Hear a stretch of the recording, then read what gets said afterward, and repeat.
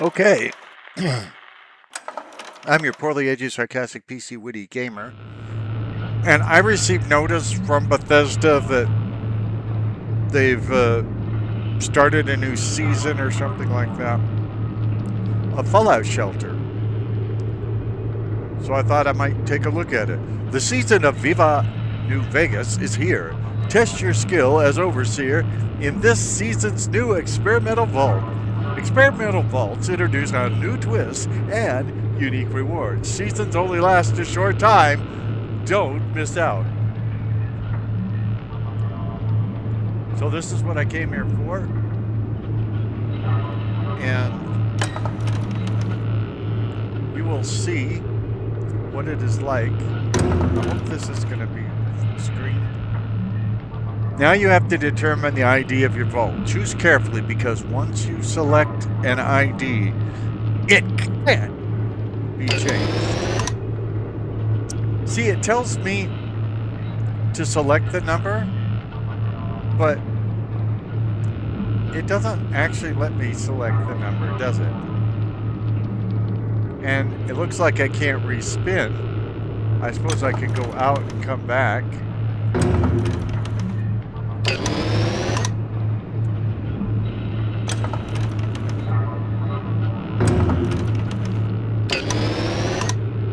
If they really want me to select the number of my vault, why don't they let... Oh, I can. Okay. I'm wrong. I'm doing this manually now.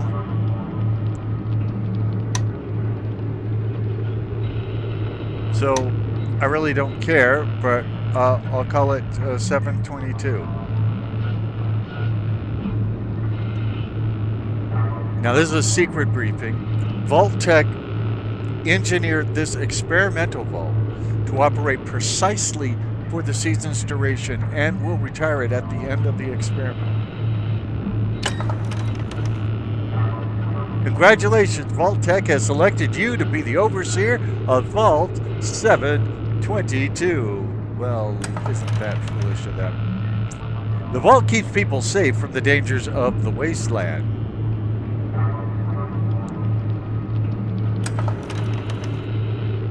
As Overseer, your job is to expand and maintain the vault while keep your dwellers safe and happy.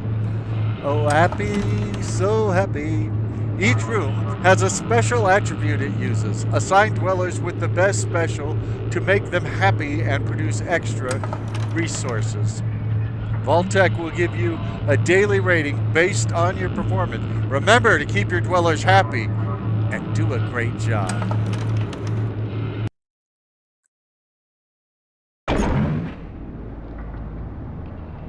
Welcome to your new vault, Overseer. Let's introduce you to the basic concepts. I've been playing this for like 10 years. Why do I need the basic concepts again? First, let's build a room. Click on the hammer icon to open the build menu. We'll build a power generator that will produce power. Click on the power room. Rooms require power to function. Click again to confirm. Build zones are where you can build rooms. Confirm the location by clicking the build zone. So, looks like I have 5 places I can build because I can't put the elevator any further down right now. Now we need dwellers to make the power generator produce power.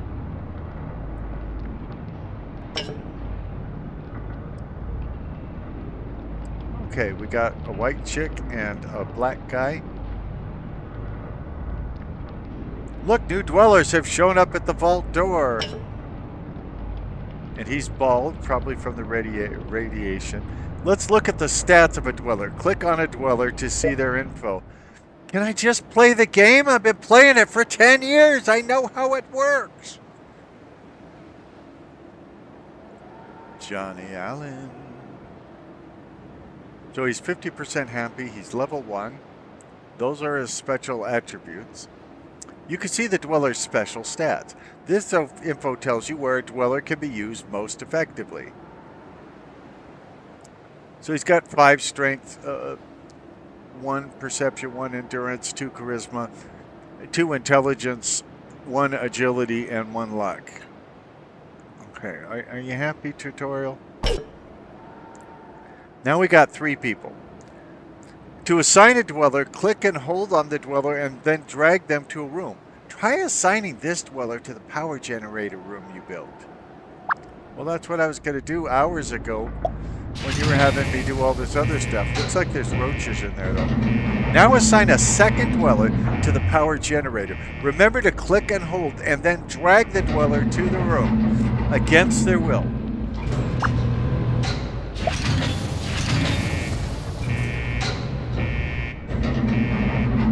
At least the roaches are gone.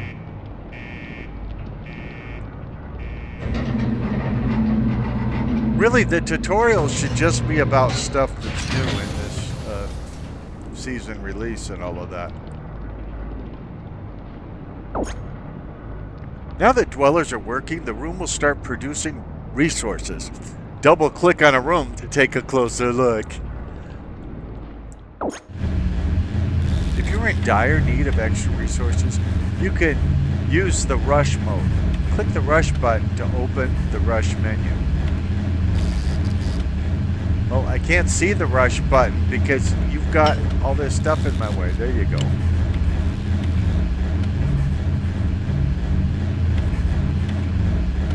I guess it wants me to do this even though this is dangerous. Great, you've successfully completed your first rush and collected caps. Let's build a second room.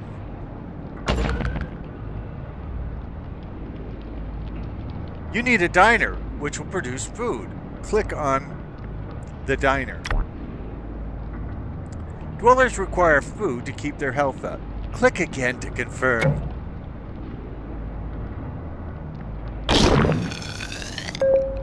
Now let's build one more room. Water treatment. Well, here's the thing. I want them to be on different levels. Why won't you let me build a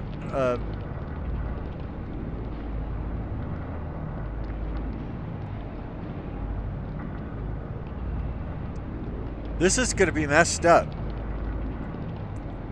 Like I said, I would rather build it. Oh, it's not going to let me go away from there. I want to build the elevator deeper so that everything's on its own level. But it won't let me. Great work! Here's some food and water to start your vault. Look at the meters to keep track of your resources needs. Resources needs? Wouldn't that be resource needs? Look! More dwellers have shown up at the vault door.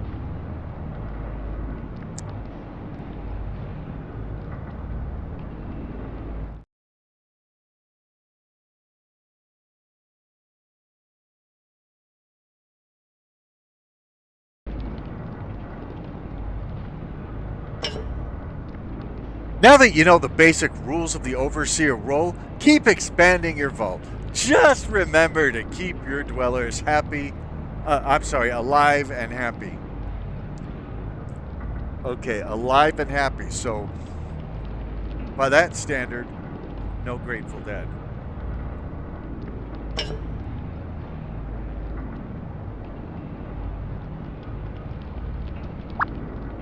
I'm going to put him in the living area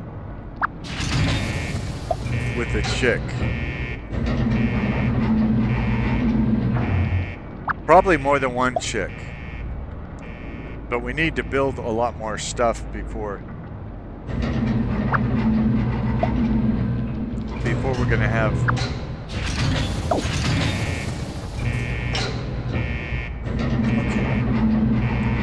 Helpful hint. First select the season button. By the way, it looks like a beaker. How would I know that that was season? Complete challenges to earn progress on your season pass. New challenges are unlocked each week. I hate season passes.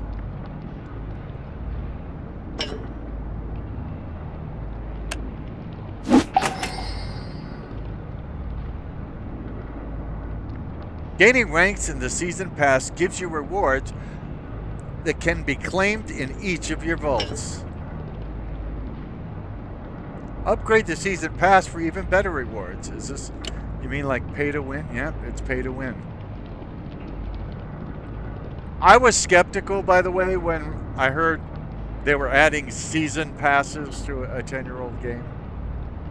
And yeah, I should have been skeptical. It's a single-player game, and yet they're making it pay to win.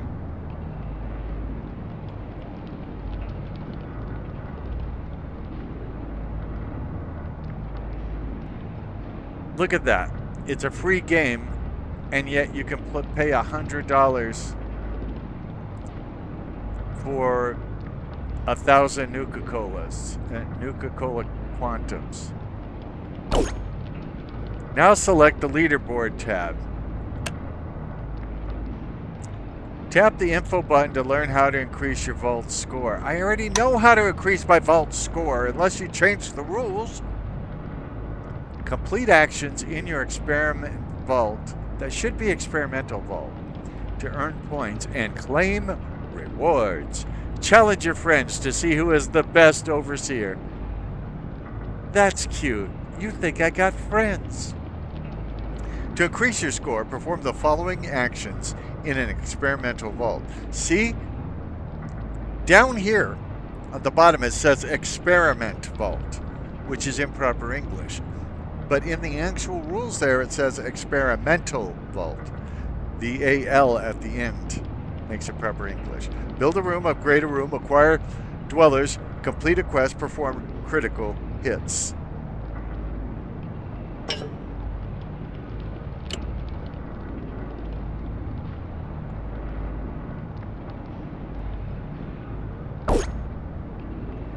Welcome to fabulous New Vegas.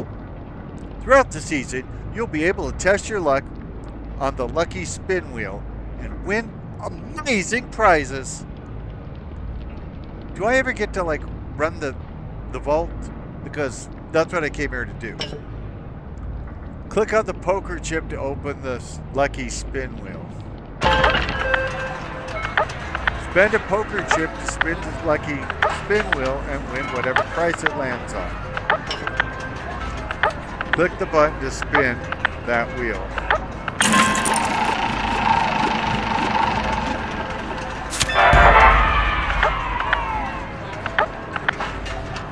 Okay, I've got a rusty hunting knife. So if I'm ever out hunting rusties, I've got, not knife, it's a rifle. Dude, get with it, man. You're supposed to be a professional.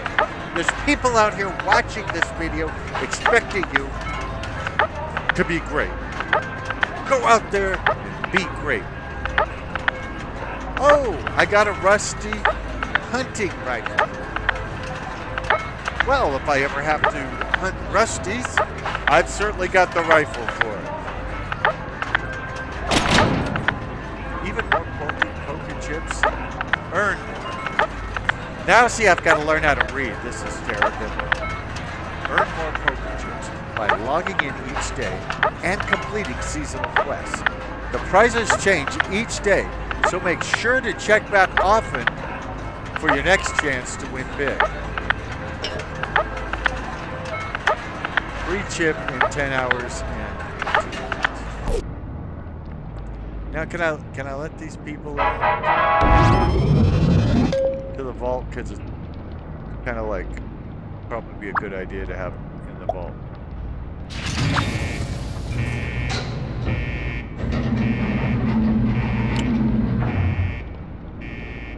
Okay, the living quarters is full. So I gotta build more living quarters.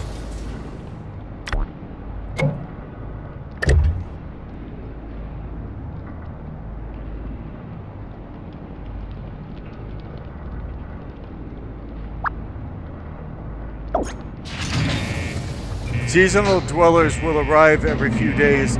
The time until the next dweller is shown in the top left. Well, they're really doing everything they can to get me to keep playing this forever. Okay, well, Now the helpful hint isn't clicking away. Oh, well, they didn't tell me to click on it, and yet it wouldn't go away until I did. These helpful hints are not really that helpful, okay? I want to play the game, not read the game, not be told what to do and all of that. I've been playing this game for 10 years. 10 years. In addition to the timer, you may also need to complete other prerequisites to claim the seasonal dweller.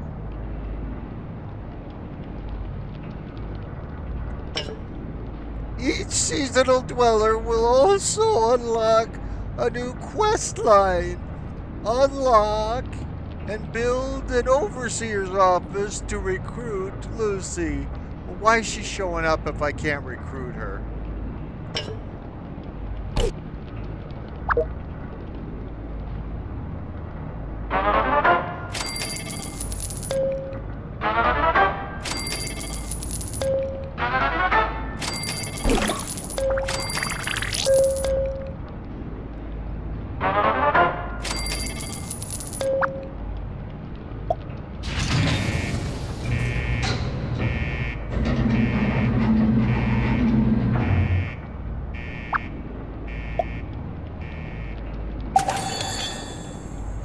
Okay, claim a reward from the lucky spin wheel. I thought we already did that.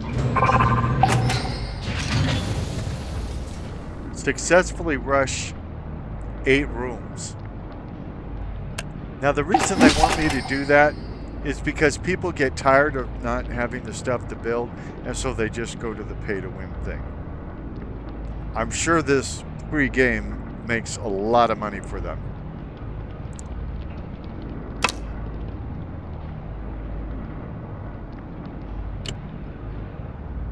See, there they go, trying to sell me more stuff again. In a game that's supposedly free.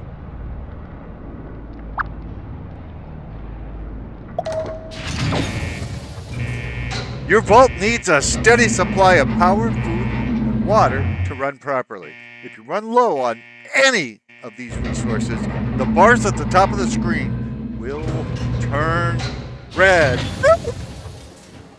When low on power, rooms will start shutting down. When low on food, dwellers start to lose health. When low on water, dwellers become irradiated. The required resource line on the resource bar shows your vault's current resource needs. Hint: the further above or below the required resource line your resources are, the greater the effect. Click to continue. Right here on your favorite YouTube channel, the Poorly Aged Sarcastic PC Witty Gamer channel, where you're falling in love in stereo.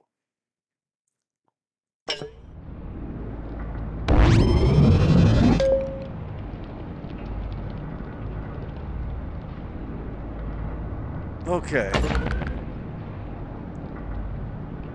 Now we've unlocked... Oh, we can unlock a storage room. I don't know that I really want to build one, however.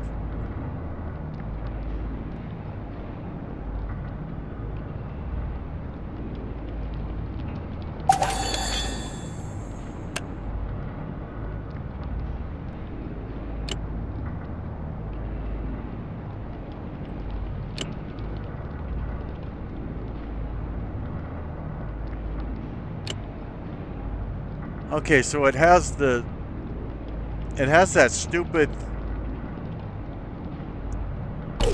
action thing there in the lower left-hand corner here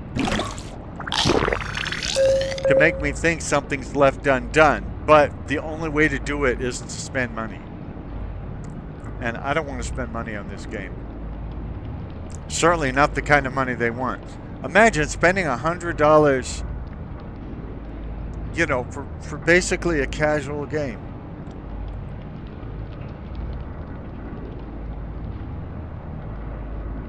Okay, so he got that girl pregnant so she can go work in the diner now. And her replacement can go up to the living quarters and get pregnant herself.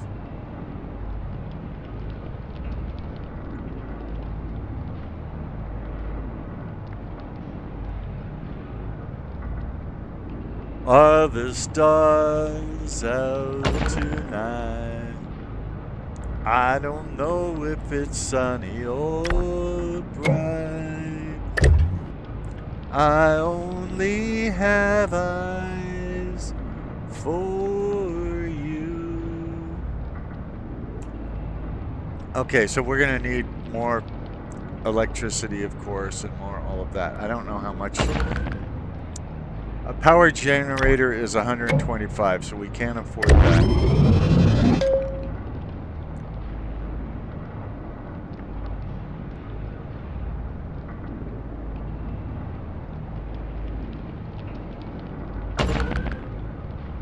Now we don't have money for anything. Or I should say, I am sober, I promise. I should say we don't have enough caps for it, because in this game, and all Fallout games, caps are money. Now see, they want you to sit back like this and be bored, because then you're going to make the game go faster by either taking those risks, rushing the room, like this, and sometimes being wrong, or by paying to play. Obviously, they didn't make this free out of the goodness of their hearts. They made it free hoping they could entice you to pay to play.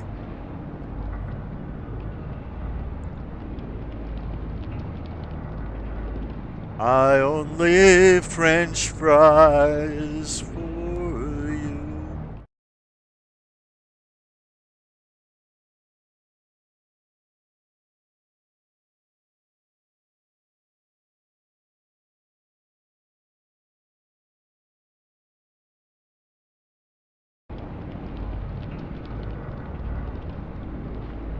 Okay, we got to hit the water thing for us to actually receive the water that we developed.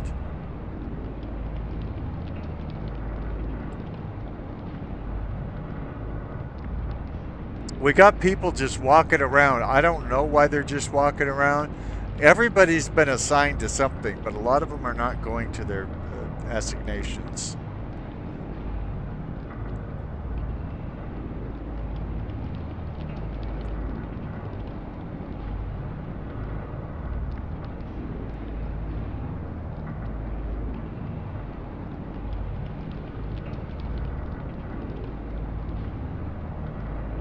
I'll be down to see you in the fallout shelter, baby.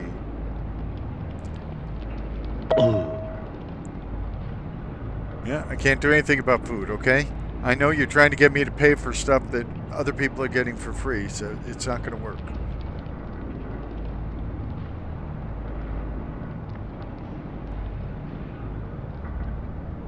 Don't go down to the shelter with anyone else but me. Steve thought I was a great singer. Now you know better.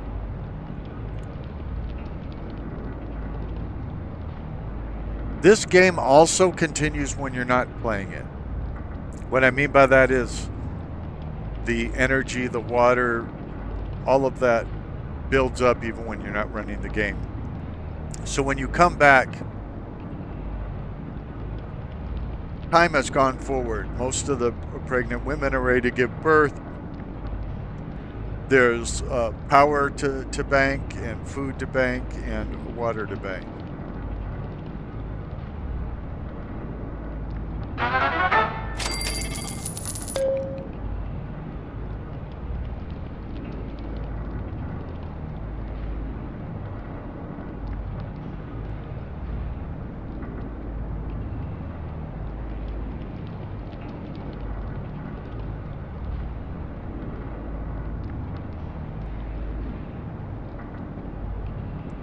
So I see here there's the Welcome to New Vegas sign.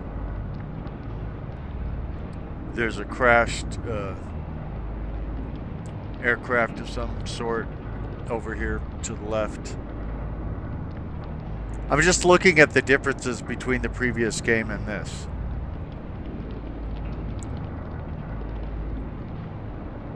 And I don't want you to get me wrong. I am sarcastic, so I'm making fun of the game. I actually like the game. It's a casual game.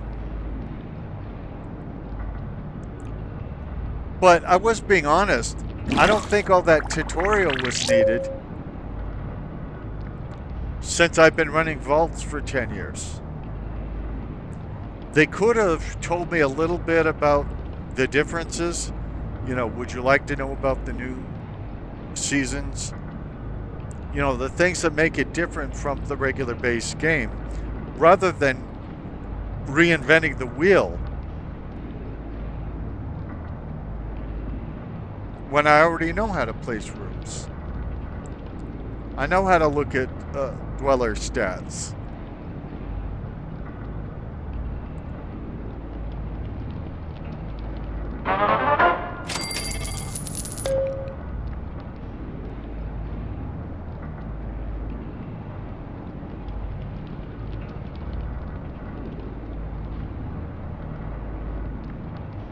And remember, this pace is exactly what the game makers want. They're hoping you'll get so bored that you'll pay to have a faster pace. You'll pay to play. Speaking of playing, a couple just went backstage there at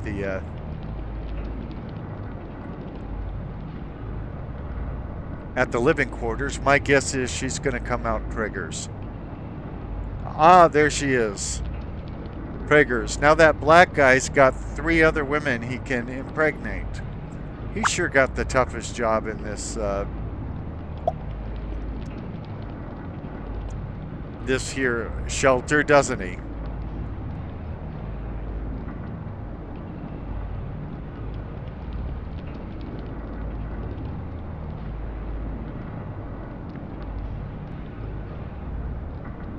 Okay, now we got 2 Praegers working in the diner.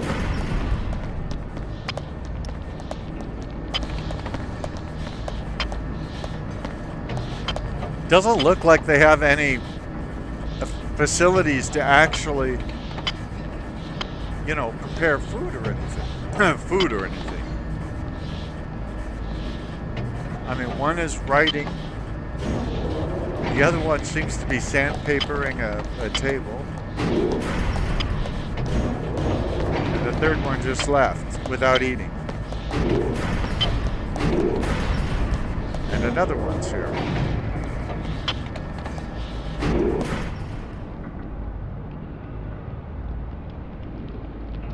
Let's look in at the power. So the power is being produced by a guy hitting a wall with a hammer.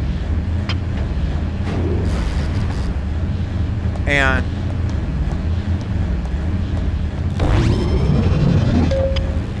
the other guy looking at a clipboard and then waving his hand over some kind of console that has a joystick. So now you know where power comes from.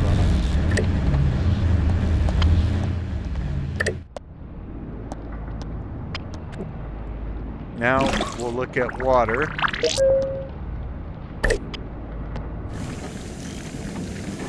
Water comes from a chick tightening with a wrench, while another guy looks at a clipboard with his back to her. She's Amanda, he's Joshua. We don't know who the bald-headed guy is.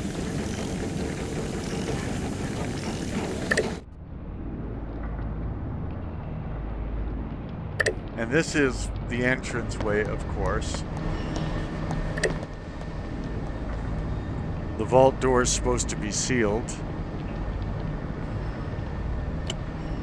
Now, if I had 500 caps, I could upgrade the health of the vault door. So apparently, inanimate objects can have health now.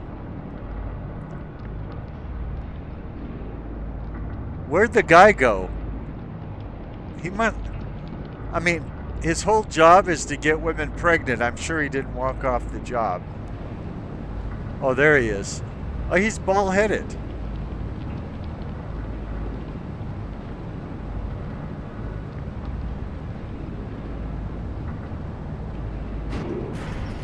I gave my love a cherry that had no stone.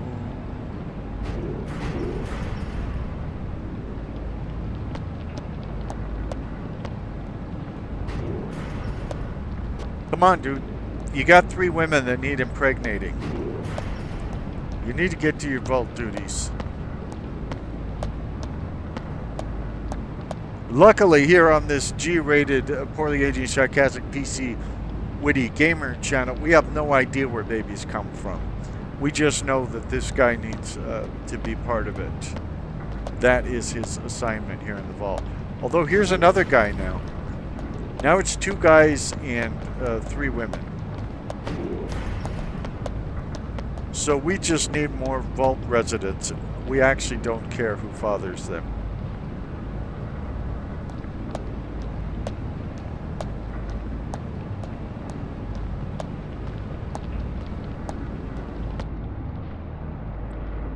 Okay.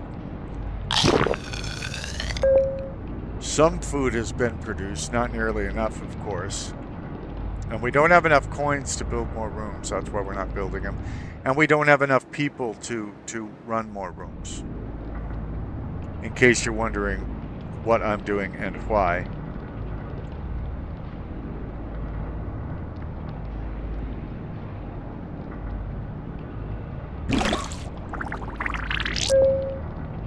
Again, this is meant to be the pace of this game. I could show you my regular vault. My regular vault, which they don't want in the, you know, season rewards challenges. It runs a lot faster, but it's because it's got more people, more quantum, Nuka-Cola quantums, and more caps and all of that. They, you know, the overseer sends them out on missions into the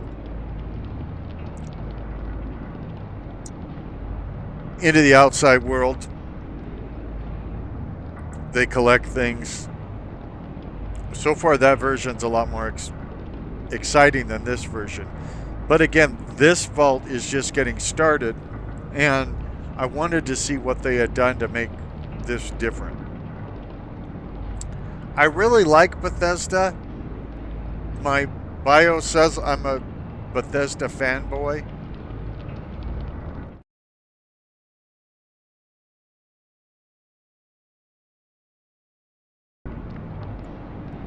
In all actuality, I'm far too old to be considered any kind of boy. But I really do like Bethesda. They've sold me some of the greatest games I've ever played. Things like Morrowind. Things like Fallout 3. The Elder Scrolls IV, Oblivion.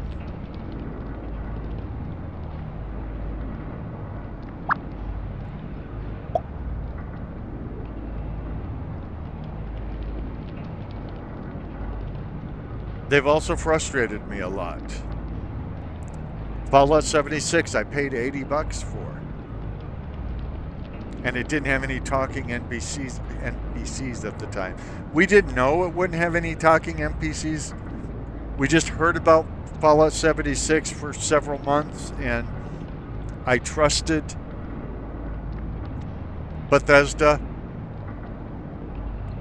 so much that I pre-ordered it I pre-ordered the most expensive version of the game. It came out, it had hardly any quests to it. And there were no quest givers that spoke out loud. So you got your quests from robots, from terminals, you know, picking up pieces of paper, things like that. And not a lot of it. The combat, on the other hand, was brutal. So I was spending most of the game on my back, flailing my little arms and legs, hoping somebody else would come and save me, because it's an online game. I don't think I was ever rescued in all the time I played it. And then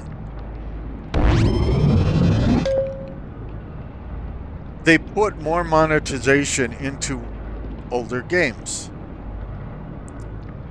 So even though Skyrim had been out a long time, they made an anniversary edition. Well, first they did paid mods. And then when not enough people bought those paid mods, they took all the paid mods and put them into one paid mod that they called the anniversary edition. I bought the anniversary edition. I like it. But the game was I believe 10 years old at the time. And none of the paid mods that went into the anniversary edition were groundbreaking or anything like that. They were just really good mods. Well, they did the same thing with Fallout 4. Put in a paid modding system. They did the same thing with Starfield. Now, when Starfield came out, a lot of people criticized it and put it down and said it wasn't good and Bethesda was dead and all of that stuff.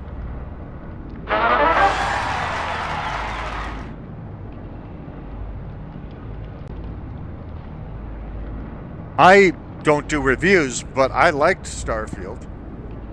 I thought it was fun and engaging and all of that. I thought it was a little woke. You know, but so what? The world is woke.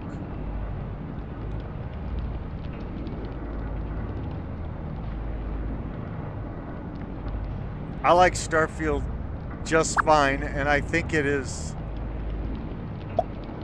very close to what we're used to from Bethesda, which is good role-playing games with different factions that are trying to get control or trying to kill each other or both. And it was a different setting. There were obviously things that could be better, but there, in every game there's things that could be better. You know, I'm an NFL fan, and in my arrogant little mind, there are things up there that I think if they played the NFL my way, it would be better. That's probably just how I think about life. And my best friend told me the other day, you always think you have a better idea. People don't like that. He's probably right. I probably usually do think I have a better idea. Whether I actually have a better idea or not is a completely different thing. Well, we're out of water now. We don't have enough caps to build. I don't think we have enough caps to build more rooms. I can look. Oh yeah, I can build onto the water treatment plant.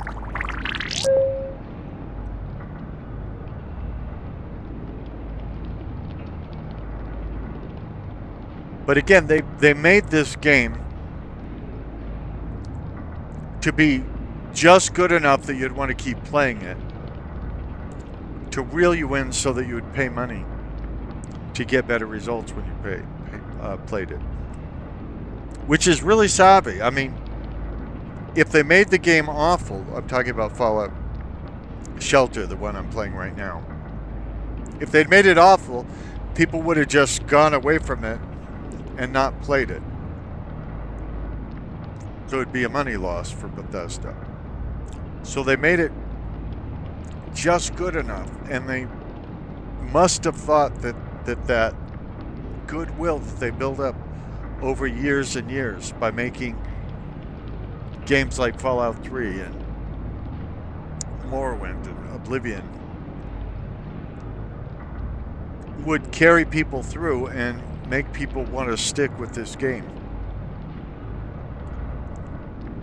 And would make some people willing to pay massive amounts of money to get this game to run faster and be more exciting than this. So it half worked. I mean, even before this new seasonal content and all that, I play Fallout Shelter from time to time. It's a good enough casual game, but I've never paid for any of the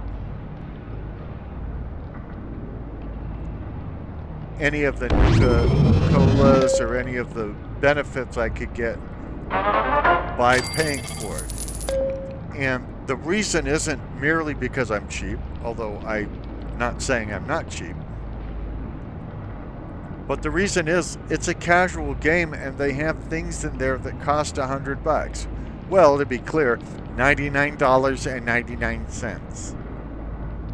There's nothing you can do in a casual game that is worth $100 to me.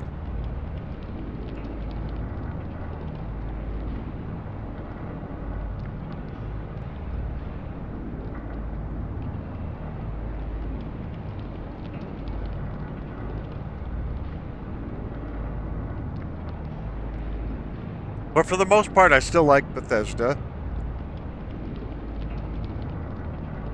When people at Bethesda, you know, do news conferences, release a game trailer, talk about problems going on or whatever, I'm there to watch it. Bethesda is my favorite video game production company. Followed by Obsidian, who has worked with Bethesda at times. So Obsidian made Fallout New Vegas for Bethesda, and I think they did a great job.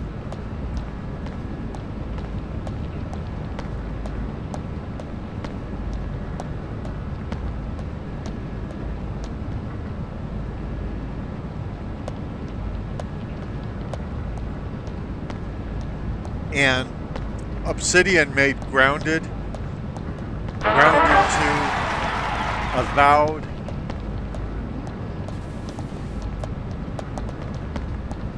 I think they made The Outer Worlds 2 as well, all of which get played here.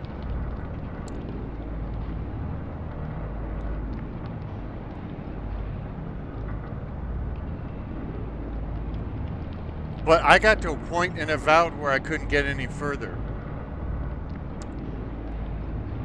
So I don't see Bethesda the same way that I see Bethesda. When they do it well, Obsidian really blows my mind. Okay, so we got 5 pregnant women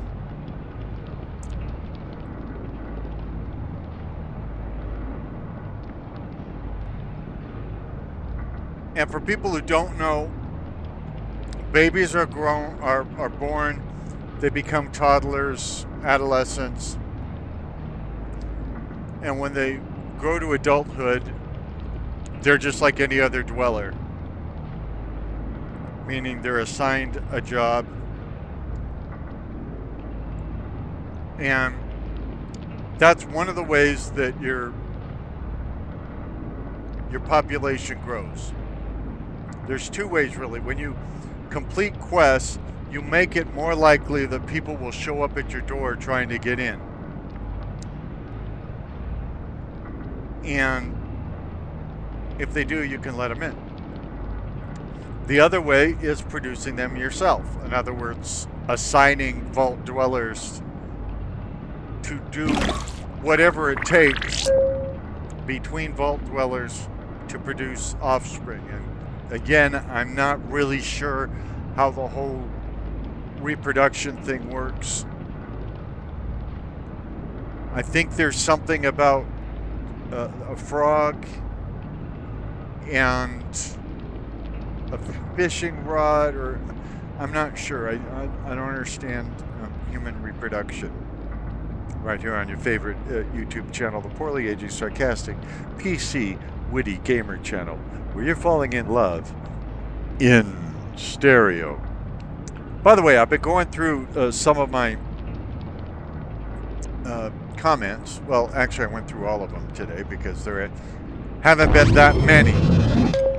But I've been going through the comments, and I think some of you are missing part of the point.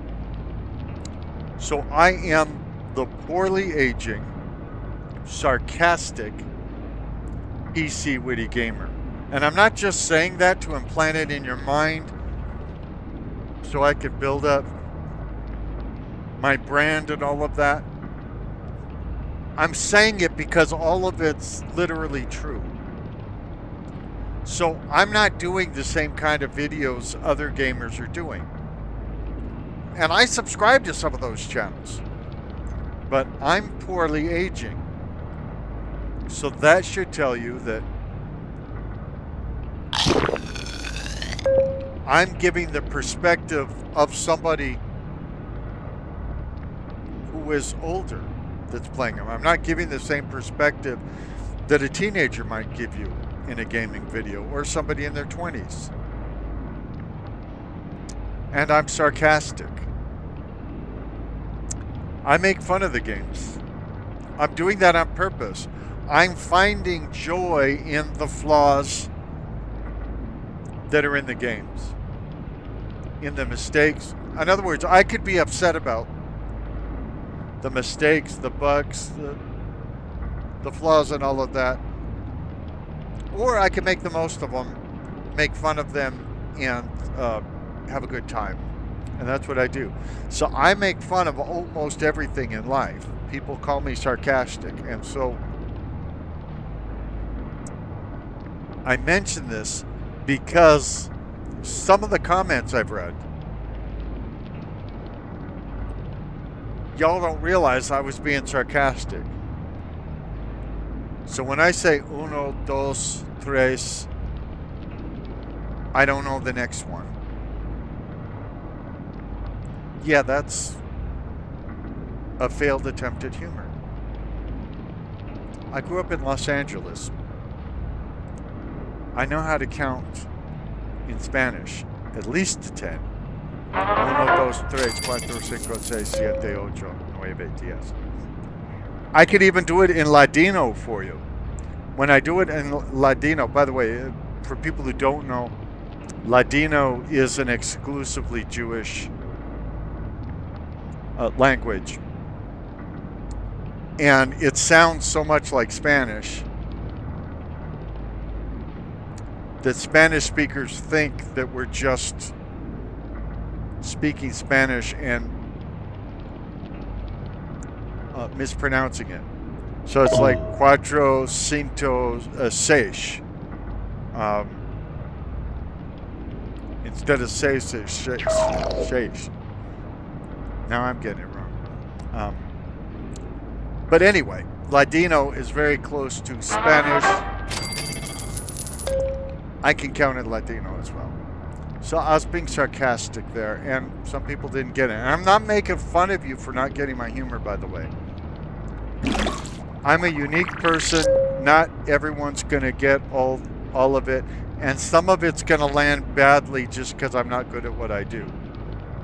So it's not your fault if I didn't come off as funny to you and you didn't know a particular thing was meant to be humorous.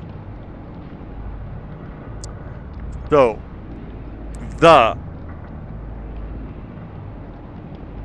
meaning I am taking a YouTube name and saying, I'm the one. Nobody else can use this name. Because I started in YouTube 14 years ago, just so you know, as the Sarcastic Gamer. And more than a dozen people stole that and started calling themselves the Sarcastic Gamer. And so I thought to myself, I thought, the more adjectives I put into my username, the plainer it will be when somebody steals it from me, that they took it from me, I didn't take it from them, and that they're violating my rights. So I thought, I want to keep Sarcastic. Okay, now he knocked up another girl.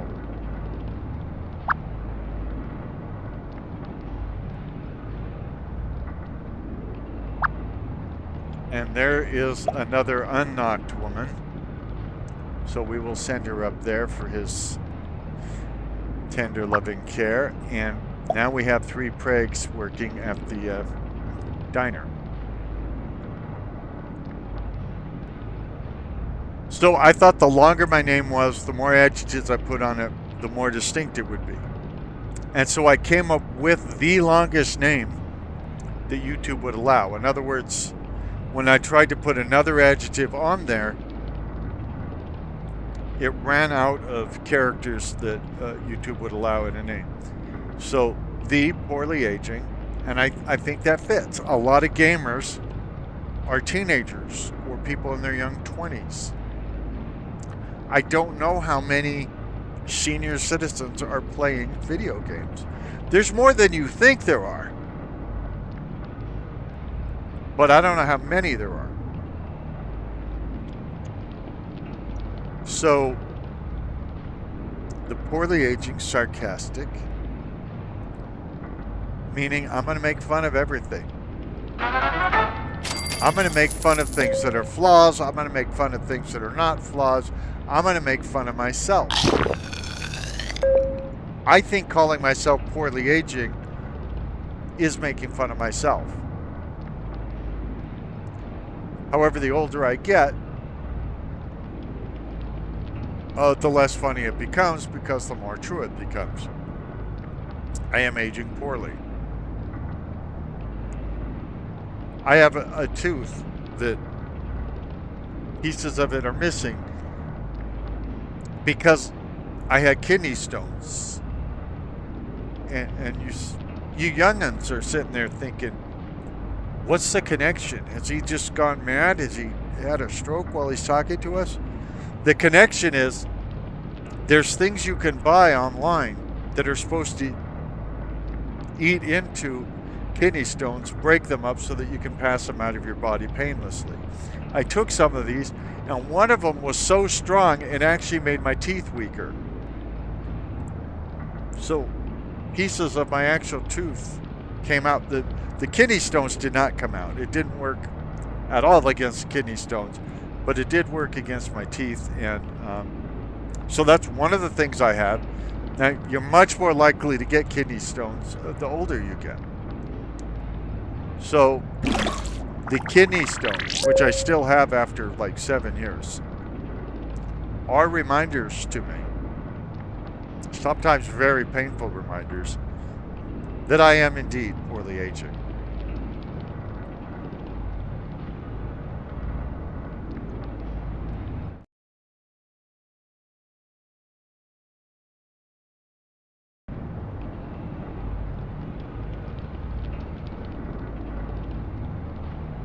So, the poorly aging Sarcastic PC. Now, obviously, the PC part means personal computer. PC has tended to be a genetic term for personal computer, but it is used specifically for computers that run Windows operating systems. And so I'm saying in that part of the name that the material I'm dealing with is shot on a personal computer. I'm showing gameplay videos shot on a personal computer running Windows, in this case Windows 11. Some of the videos at the beginning of this channel were shot with previous versions of Windows because, like I said, some of them go back 14 years. Now, this channel hasn't existed for 14 years. Just so you know, what I did was I uploaded like 9 videos 14 years ago, and YouTube gave me notifications on every single one of them that they violated their terms in some way or other. Now, I was offended by that because I'm a guy that reads the terms and I do my best to follow them. So they were saying that they violated copyrights. Now, I thought at the time they meant the copyrights of the companies who made the games in question, because my oldest videos were of Fallout 3 and Fallout New Vegas. But anybody who's played Fallout 3 or Fallout New Vegas know that they also have an iconic soundtrack with very, very famous songs. So it could have been the music in those. I gotta be honest, YouTube wasn't very specific. Well, they weren't specific at all about what was in my videos that violated their standards. And so I thought to myself, I thought, this isn't worth it. So I just walked away from it, and I completely forgot that I even had a YouTube channel. And then earlier this year, I think in late February, I'm looking at my profile in Steam, and it's showing me these videos. And I go to the videos, and it's like, wow, these are videos I shot. I remember shooting them. Where did Steam get them? And so I looked, and Steam had got them from YouTube. So I logged in and realized that in the 14 years since I uploaded those 9 videos and forgot about them, YouTube had eventually authorized them. People had joined my channel without me knowing it. They had made comments and all of that. And so I thought to myself, I thought, what if I were to deliberately make a new channel? Because by then I knew the people had stolen the Sarcastic Gamer. And so I thought, what if I start with a new channel and actually take care of it? You know, answer the comments that the community gives me. Continue to post videos. Actually stick with it, which I didn't do the first time. And remember, the first time, the reason I didn't stick with it had nothing to do with laziness or anything like that. It had to do with, it seemed futile to fight with YouTube over YouTube's policies, since they were in charge and they had the final say anyway, and they weren't being clear on what I had done wrong. So I thought, if you're not clear on what I'm doing wrong, I'm probably never going to please you, because how can I change my behavior if I don't know what I did wrong? So I had given up 14 years ago. So I closed down that old channel. I came up with a new name, and we're in the PC part of it right now. I came up with a new name, and then I posted those 9 videos from 14 years ago. Kind of so I could see what got traction, what people liked, and to give me time to create some new videos. I was not used to recording my every play session and all that. Now I record my every play session. And that sounds great. If you're watching it and have never done this before, it sounds great. That guy, all he does is he plays video games. Well, actually, there's a lot more to it than that. And I'm not complaining, but it feels like a job when you're playing video games. Disasters occur when a rush fails or randomly in any room. Dwellers in the room automatically fight the disaster. Dwellers lose health while fighting a disaster. If dwellers fail, the disaster spreads to nearby rooms. Hint: drag dwellers into or out of rooms affected by a disaster to keep them alive. Click to continue.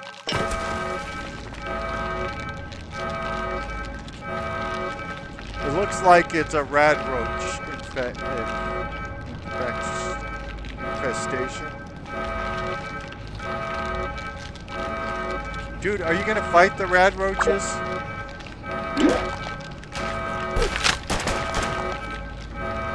Okay, he's shooting them with the rusty rifle now.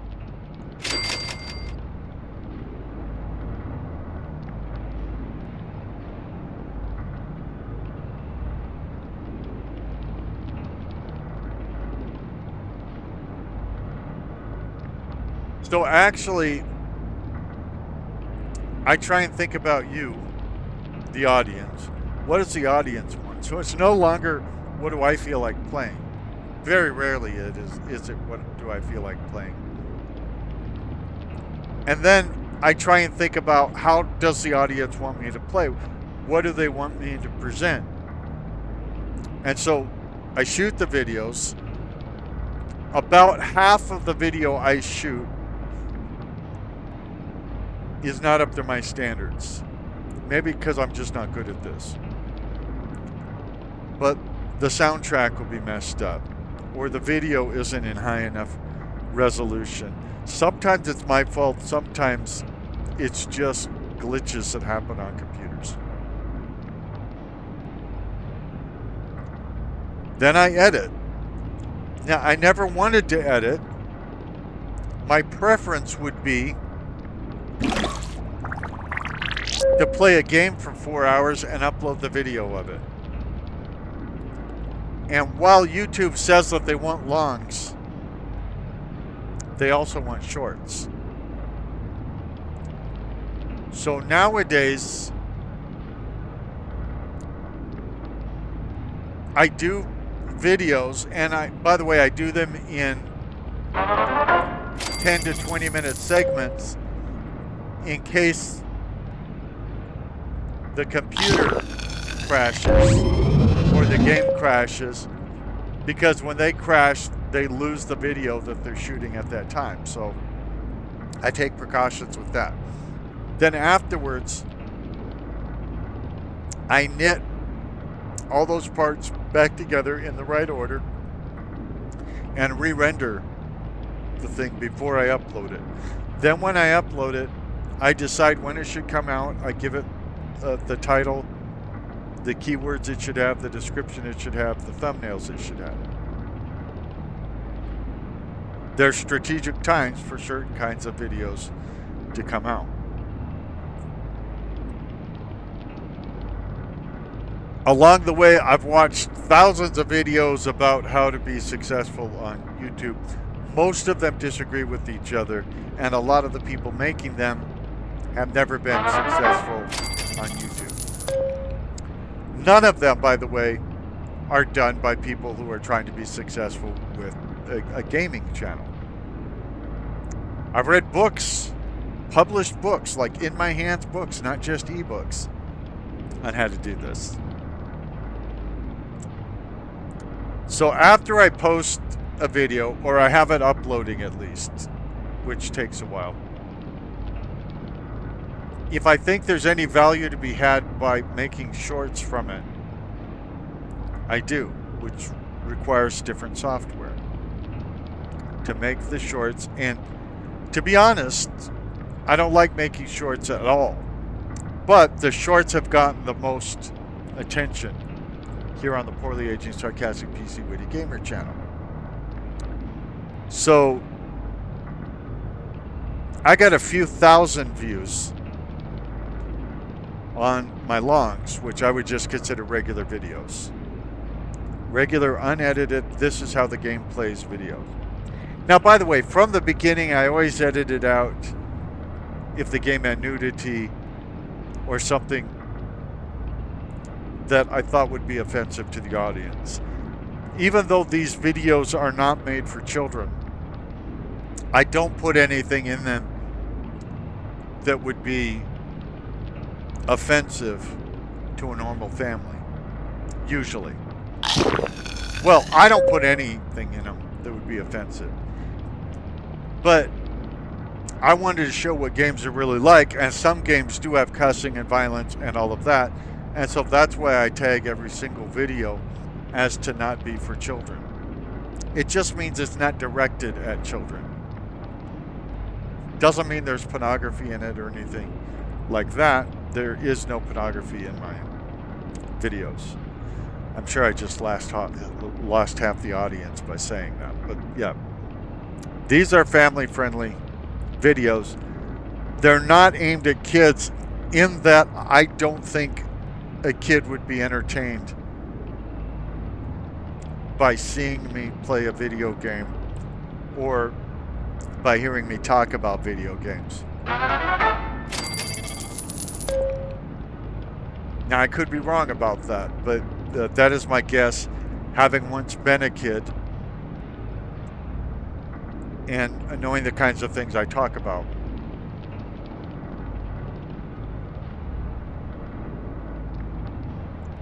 If I think it's suitable for making into shorts, then I create the shorts. A few of the videos, I think maybe 2, were created by a friend of mine who was trying to get me into making shorts. And he did great. So he did 2 shorts in one day, and they got more views than my whole channel had gotten, you know, the 8 months prior to that. And now, since I started making shorts of almost every video I upload, the views on the shorts are like 60,000. And the views on the longs, or what I would call my regular videos, just a few thousand. So like for the combined 600 or so long videos I've uploaded, there's probably 2,500 to 3,000 views. For the shorts I've been creating for less than 10 days, there's like 60,000 views.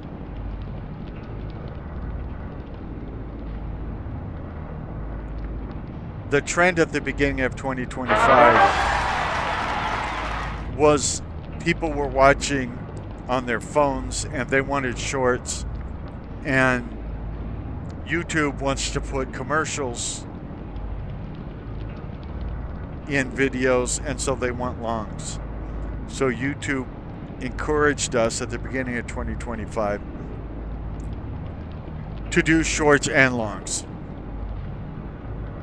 And Again, I'm really happy to do the longs. None of them have performed spectacularly well, despite all the training I went through to, you know, to have a YouTube channel that would really blow up.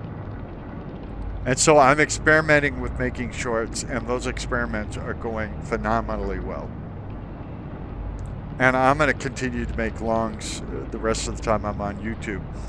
And if this channel ever takes off to where it's making money, I'll probably hire somebody to do the highlights videos based off of my longs, and to do the shorts based off of the longs that I upload, so that I won't even be dealing with that. I can just play games, shoot videos of them, upload them,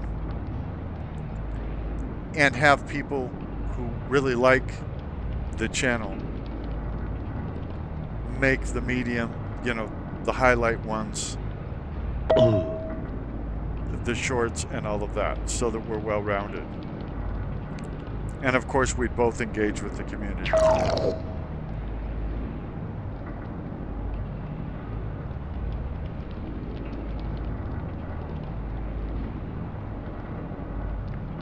So the PC in the title just means I don't do Xbox gaming videos. There's a lot of, you know, PlayStation users out there and Xbox users. I do have an Xbox 360. I've never shot any video of it. So I'm not against the consoles, but I am primarily a PC gamer. And so that's how PC and gamer got in there. And I'm witty. Hopefully I'm witty. I like to, so when I'm watching football, I'm getting into the strategy of it, enjoying the athleticism, the planning, the play calling, the picking the right athletes for the right positions, all of that. But I'm also thinking about what's wrong, or what's illogical, or irrational, or whatever, and I'm making fun of that. So everywhere I go, I'm being sarcastic and witty, hopefully witty. So that's how you get a name like the poorly aging, sarcastic, PC, witty gamer. And the only reason I'm thinking about this and just gave you this whole lecture is because looking at the feedback that's been given, all of which I love, by the way. I haven't, even the people who said they didn't like my videos, I didn't delete their comments or anything. I don't even know if I can delete their comment, but I didn't delete their comments. I left them there and I responded to them. And I didn't argue with them because taste is a personal matter. Something I really like the Beatles or the Grateful Dead, you might hate. That doesn't make you wrong.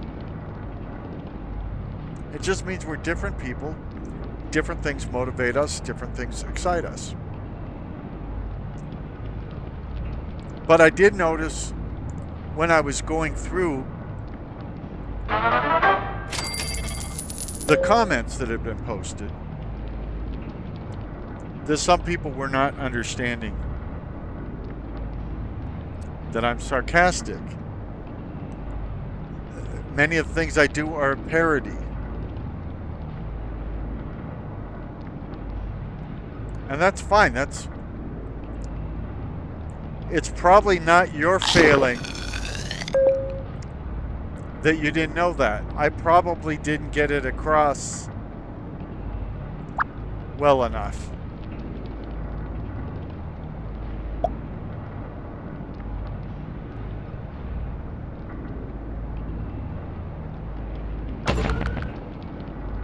So that's what earned this whole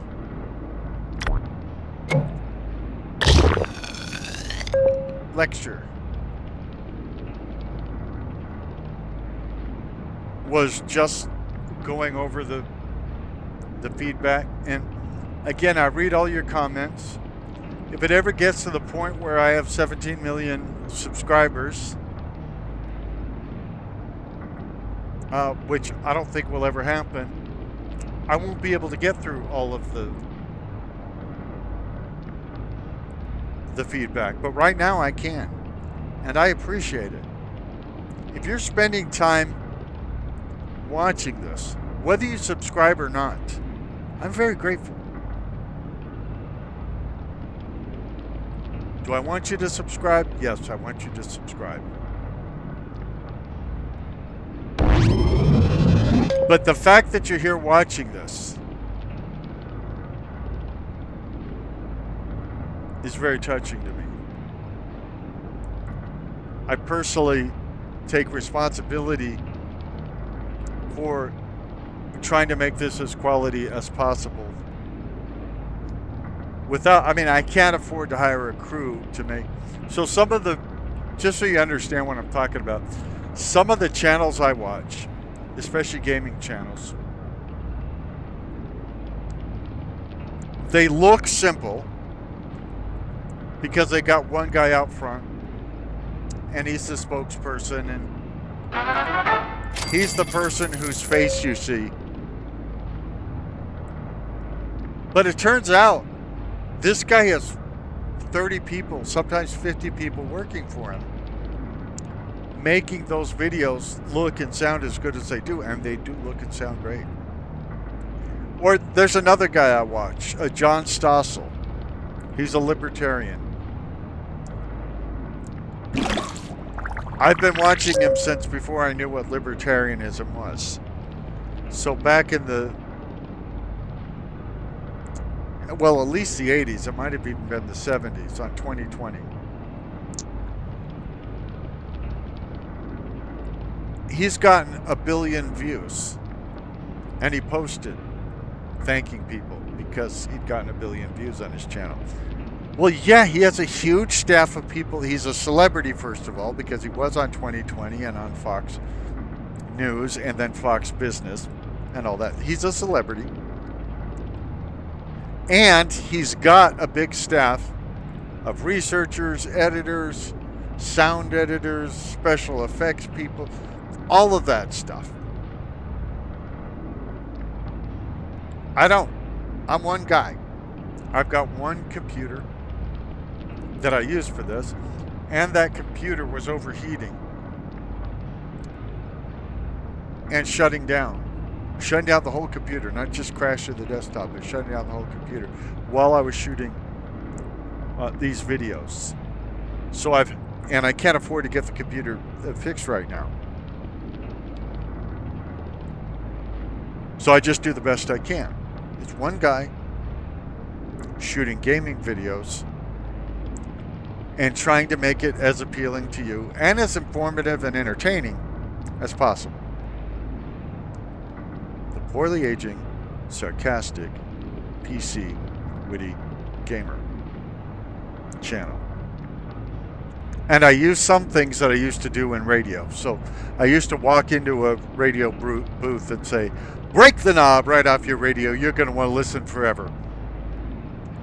I also, when we were in FM, and I don't know how many people are listening to this right now, but when we were on FM radio before 1985, now you youngins, you don't know this, but before 1985, AM radio was not in stereo. So if you were on an FM station, at least where I was, they wanted you to emphasize the superiority of the product. So mention that we're in stereo. So that's why you hear me say in stereo. Now, it is true, these videos are recorded in 4K and in digital stereo. I've gotten feedback as well saying it's not in stereo. Well, your device may differ. If your device doesn't play it in stereo, I can't do anything about that. Or if your device usually plays stereo, but you tell YouTube you want videos in a different way, or maybe you have defaults that aren't in stereo, that's why it wouldn't be in stereo. What I'm sending to YouTube are 4K definition PC video game playthroughs, and they're in digital stereo. Sometimes they're in surround sound stereo. My gaming headset is 7.1.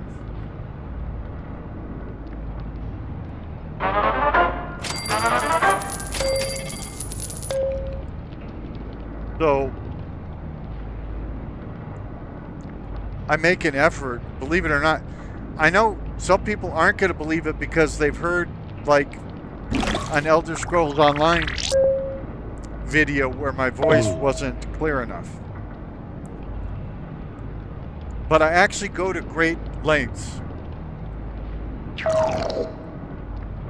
to get you the highest quality audio, gameplay, and video possible.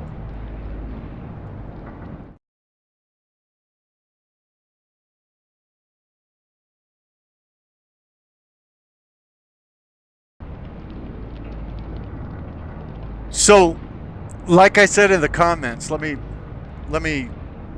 repeat it here. Like I said in the comments, when I shoot certain games like the Elder Scrolls Online or Fallout 76, some games do not record well, at least for me, in the right resolution. Obviously I have a 4K monitor. They don't record properly using the Windows, you know, the game bar that comes with Windows 11. So I have to use other software to do it. I've been using OBS. I don't know. I've been using OBS Studios. And sometimes I get a good narration track with it, and sometimes I don't. I don't have any software where I can play back a video that I shot and then just add audio on the fly. I don't know if such software exists, but if it does, I don't know where it is. So what do? Usually I throw out the video if it doesn't have good audio on the narration. But, you know, I get frustrated shooting, say, 50 hours of video and only being able to upload 20 hours. So I use specialized software to edit the soundtrack. In this case, it isolates what I've said. It takes the narration and it's supposed to boost it to make it sound better and louder so you can hear it properly. So it removes it from the soundtrack, leaving all the music, all the effects of the game on the soundtrack, and then it deals with the narration track I did. It fixes it, it boosts it, it takes out anything you wouldn't want in there like hiss or mud or anything like that, and then it applies it right back in the same spot on the video. This requires AI tools. It requires all sorts of mean, nasty stuff. Sometimes it nails it. You can't tell which videos I used that technique for and which ones I didn't. Sometimes it goes through all that and it's a failure, and then I have to say to myself, Self, is it worth posting the video knowing the narration track is too soft or didn't work or whatever, or not? So you'll notice with one Elder Scrolls Online, I think it's Elder Scrolls Online, it could be Fallout 76 video, my narration track was so bad that I just replaced it with endorsements of this channel.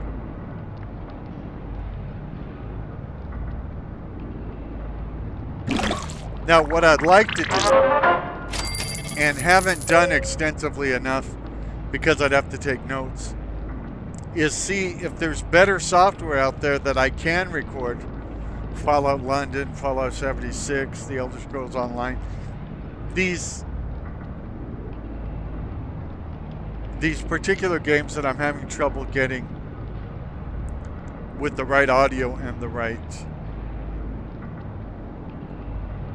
resolution. Is there something better for what I'm doing? Something hopefully free, but something better for what I'm doing than OBS Studio. I don't know. I've used various screen recorders and things like that. I'm not clear if there is something else I should be using instead. So now, because this is a casual game and I really like it, you've heard the story of why I'm the poorly aging, sarcastic, PC witty gamer. You've heard some of my philosophy, my background, why I have this channel. By the way, what I hope to accomplish with it is to entertain and educate people. So, people who like video games, I think some of them will come here and watch videos. Now, some will come here and watch a video and they won't like my personality, and so they'll go away. But I'm hoping an equal number or more will come here liking video games, and for some strange reason, probably some DNA setting that's wrong or something, they'll like my personality. They'll bond with it. So they'll be here for the games and my personality. The idea is those gamers will watch and be entertained. Some of them will be watching videos of games they have played, and they'll be looking to see how another person plays it, to see if they play the same way, if there's any techniques I do that they don't do, if there's anything I do that's more interesting than the way they do it, or to see if I do it up to their standards. I would say there'd be other viewers that would be PC game lovers, and they're thinking, is it worth it to buy Indiana Jones and the Great Circle? Is it worth playing the Elder Scrolls Online in the year 2026? And so they can watch and see what the game is really like. See, this is why I don't like editing. It's not just that it's tedious and cumbersome and it takes time away from me doing what I do best, which is putting my personality into these videos and uploading them. It's also because there's people that haven't played these these games before. I want them to know what the game is like, because they may have standards. They might have a standard of they don't allow profanity in their home. Well, if they don't allow profanity in their home, guess what? And this is another reason why the channel is not for children. If the game has profanity, if it's not excessive profanity, I'm gonna let the game cuss, because I want people to see what's really in there. How much violence is there in there? Is there profanity in there? Is it kid friendly? that sort of thing. And so I think there'll be those people, gamers, that are looking to decide what their next buy should be. And they've been thinking about a game, maybe they've read a review, or they've heard a particular game is coming out and they want to see how it's played. There could be other people like curiosity seekers. Like, I know gamers that they got Skyrim, they played it for 20 minutes, they never played it again. I played it 13,767 hours. For real. So some of those people are watching my Skyrim videos to try and figure out what I see in them. Which makes perfect sense to me. I went and saw The Grateful Dead to figure out what my brother Jeff saw in The Grateful Dead. I wasn't particularly a Grateful Dead fan at the time. I am now, but I wasn't really at the time. It's just my brother was obsessed with them. And I thought, if I love my brother, it would be nice to try and see one of his hobbies or obsessions, whatever you want to call it, from his point of view. So I tried to see The Grateful Dead from his point of view, and it was awesome. So I think some people who have rushed through these games will want to see videos of people that took their time and tried different things. So like in a typical Elder Scrolls game, you can play as 10 different races and 2 different genders. So right there, before you even think about melee or guns or magic or whatever, there's 22 different ways you can play.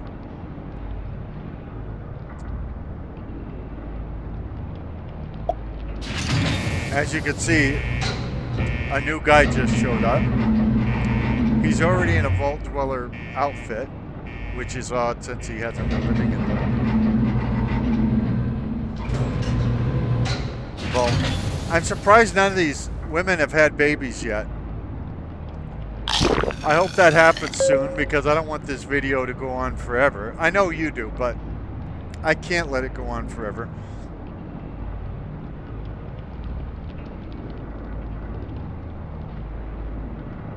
So, just at character selection, you could choose between 10 races and 2 genders. So that's 20 different options right there. That's before figuring out your skills and hair color and body type and all of that. So there's a lot of ways to play these games. I saw a post from Bethesda the other day where they said the next Fallout, we expect you will play for 600 hours. And I thought to myself, I have game saves that are longer than 600 hours just for one playthrough, much less all the replayability I get out of the top games that I have. So Civilization 6, I've played it through hundreds of times, different ways. Morrowind, Oblivion, Skyrim, Fallout 3, Fallout 4, Fallout New Vegas, SimCity. I've played these games hundreds of times in different ways, and I have save files that show I played that particular character on that particular run through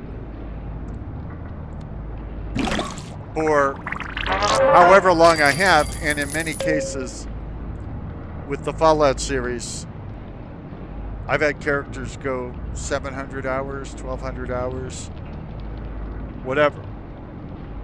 I'm not in a rush to get to the end. I'm doing an Oblivion run through right now, Oblivion Remastered. The Elder Scrolls IV Oblivion Remastered. And I'm not rushing through it. In fact, I set a mod in there so that I would level slower. And so dozens of hours into this playthrough, I'm still at level 3.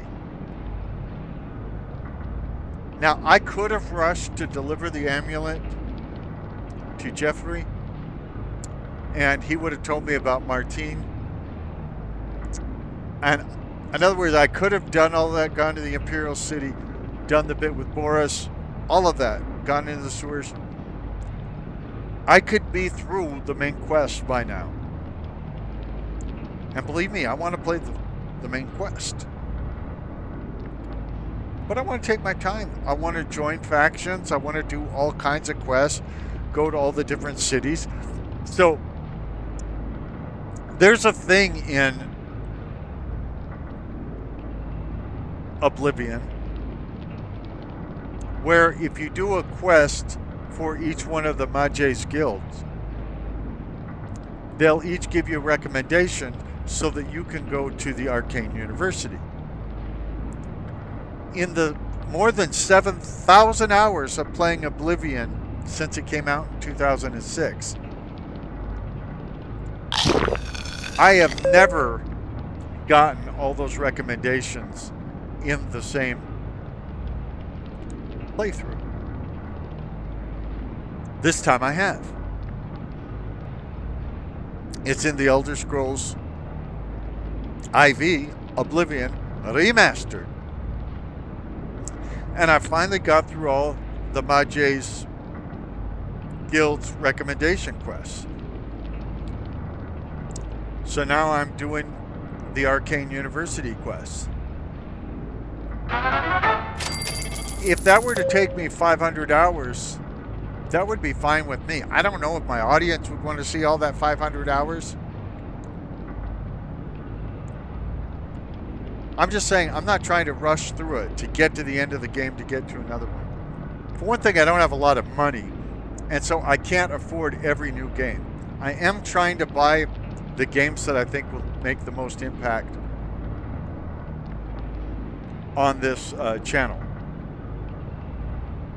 It's why I bought Borderlands 4, which I call Borderlands 4000.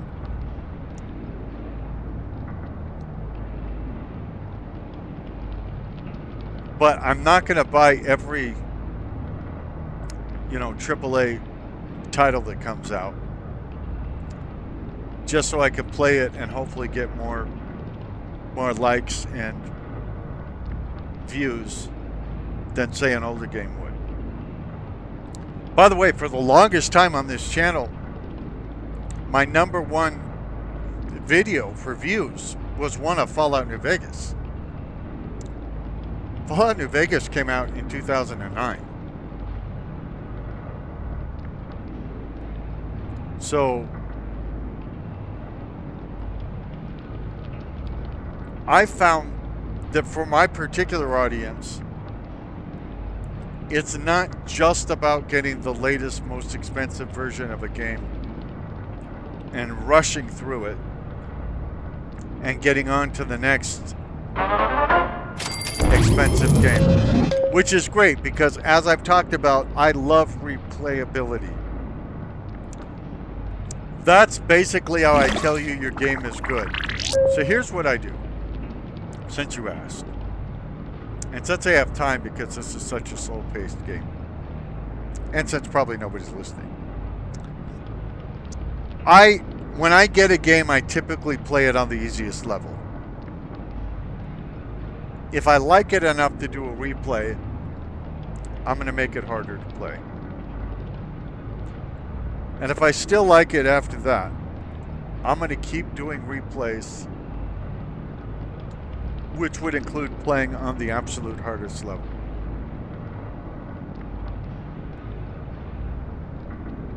To me, it is a tremendous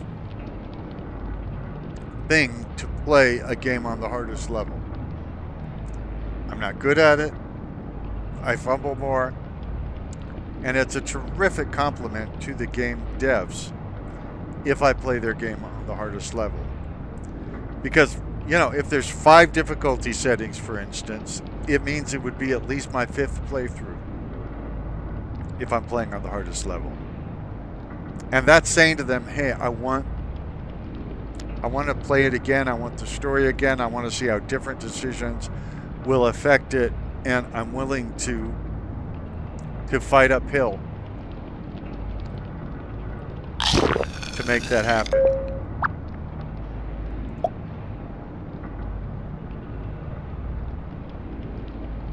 I think all the women who live in the vault are now pregnant.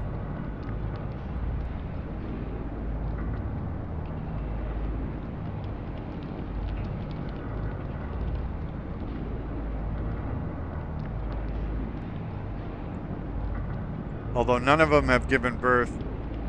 If we don't have some births soon, I'm gonna exit this video, and I can shoot more of this in the days to come.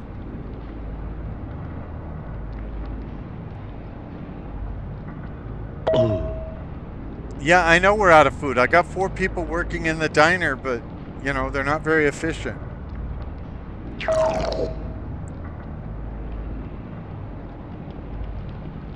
Same problem with the water. We need more of a population. We have 13 people. That's why I sent those women off to get pregnant.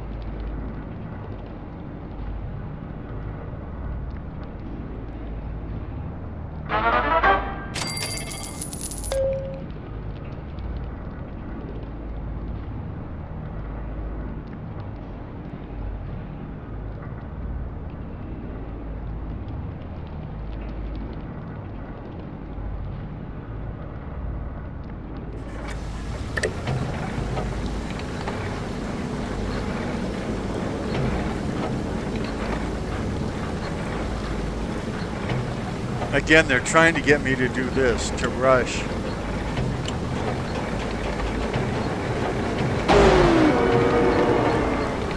So that I'll fail, and then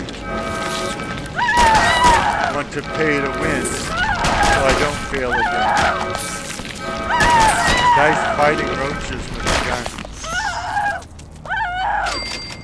Well, you guys made me want to rush it.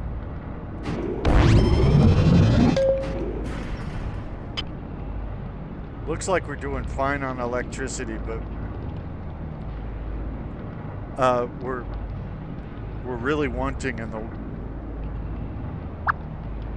in the water and food department.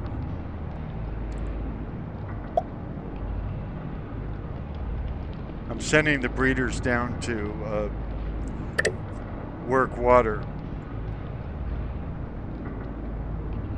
But I don't have enough caps right now to buy more rooms. There's a lot of things that go into how many people you have in a vault. One is how much living space you have. 2, are you keeping, you know, are you progressing by doing quests and being successful in them? Are they happy enough? So like right now I have a 58% happiness rate. People aren't going to come and volunteer to live in my vault if the people that already live in the vault aren't happy.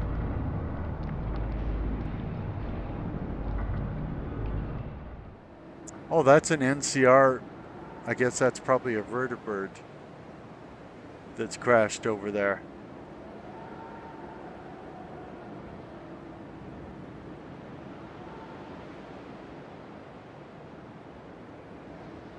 For anybody who doesn't know, the NCR is the New California Republic.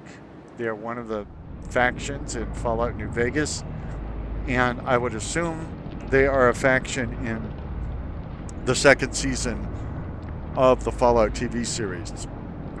I've seen the first season. I've seen the first season. I have it on Blu-ray, in fact, although I did watch it on Amazon Prime when it aired first. And I've seen the first 2 episodes of season 2. Although it was kind of hard to follow, so I'm going to watch it again. Hopefully it'll come out on Blu-ray as well. So I recommend Bethesda. If you're serious about gaming, if you want to have a really good time, if you want to learn strategy gaming, if you want to play a game that you might play 600 hours on a playthrough, which means if you work for a living, here's what it means. If you work for a living, it means if you start a new character tomorrow, which is at the end of 2025, you might be playing that same character on the same playthrough in 2029. If you want that level of gaming, those rich storytellings, and all those free mods, I would recommend Bethesda Game Steel. They're not as good as they once were, but all those games they put out when they were great are still out. One that's really great is The Elder Scrolls IV Oblivion Remastered. If your system can run it, do yourself a favor and get it.